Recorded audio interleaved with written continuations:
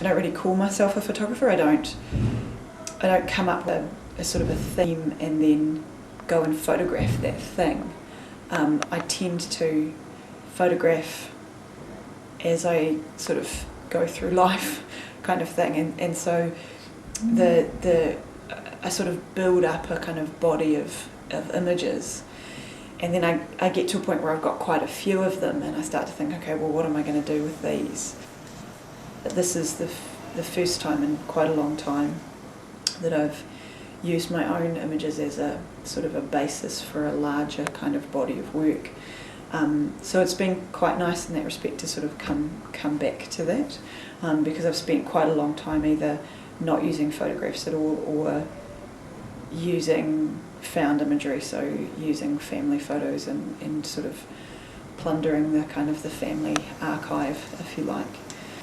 It's sort of it's noticing things, and often it's when the light will be a particular way.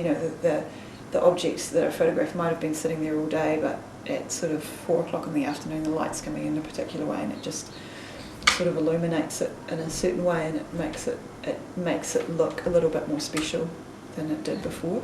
It's one of the things that the residency has done for me, has provided me with an opportunity to work in a different way than I normally do.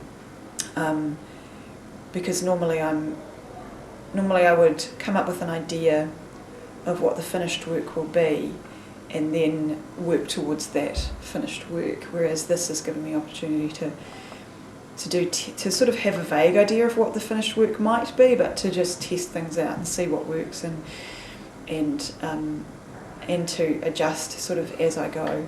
I mean, I do that a little bit with other works anyway, but this has been a more experimental approach. I enjoy working in series. I don't often sort of pull single photographs out. So I was thinking about the series of 6 quite a lot, and being quite careful about having kind of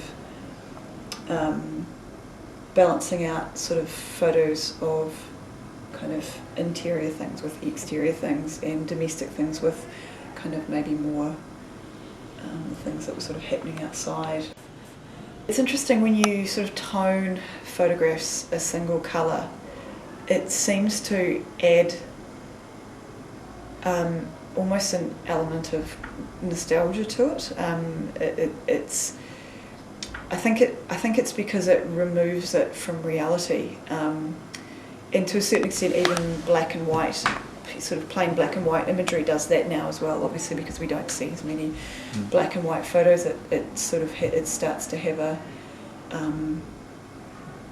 slightly sort of nostalgic, almost kind of slightly historic feel to it. It's interesting with the blue of the cyanotype. Obviously colours have cultural kind of meanings, and blue, the two kind of feelings that people tend to get off blue is slightly, the one is sort of melancholic and the other is kind of restful. It's kind of a peaceful sort of a colour. It's been good to see some of the students sort of pick up on doing the cyanotyping, and I've teach 40 odd students cyanotyping every year for the last 7 years, and so I've seen people do quite a lot of different things, but there's a couple of students here who've done something I haven't seen before. As you take the photo, just zoom the camera either in or out, and you'll get so it's been really great to be able to come and introduce students and you guys to something that is very straightforward to do, but that you guys haven't done before, so it's easy for you guys to integrate it into your processes, and it's something that you can keep showing students.